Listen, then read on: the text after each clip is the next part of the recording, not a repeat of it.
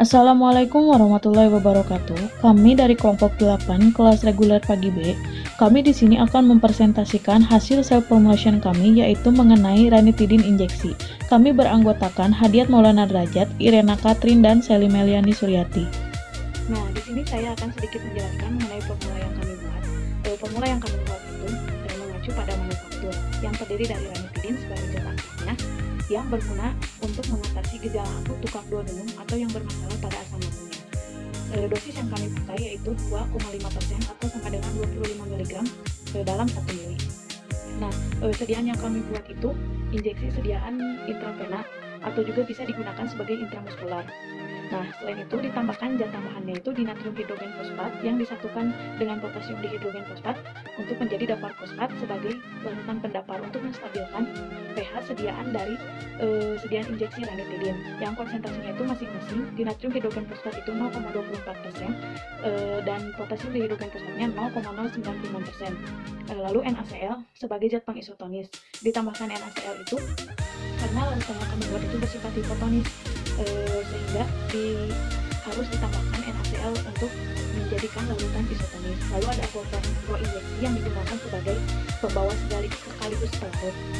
Selanjutnya akan dijelaskan lebih lanjut oleh rekan saya Irena dan Hadiah.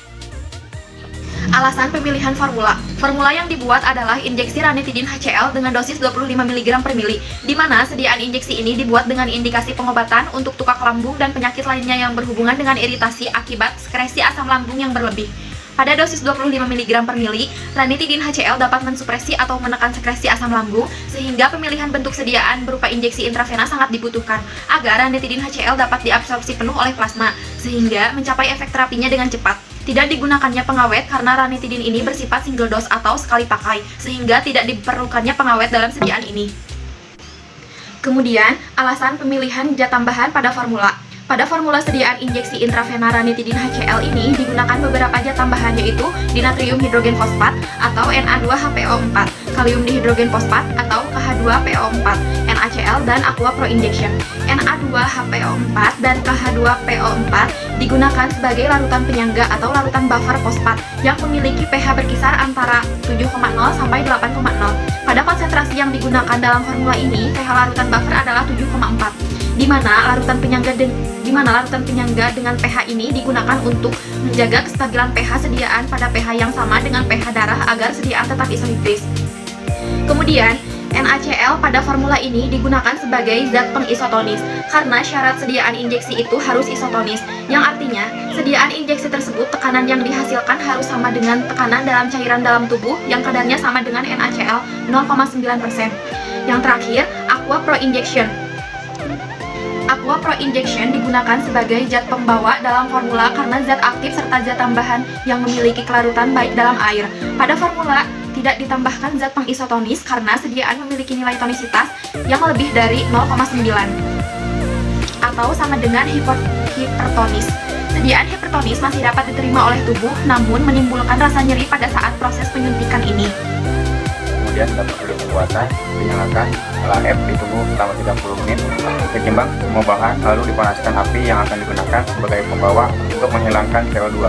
Dilakukan proses larutan dan pencampuran dalam LAF, dilarutkan Na2HPO4 atau C1, KH2PO4 atau C2, dan NaCl atau C3.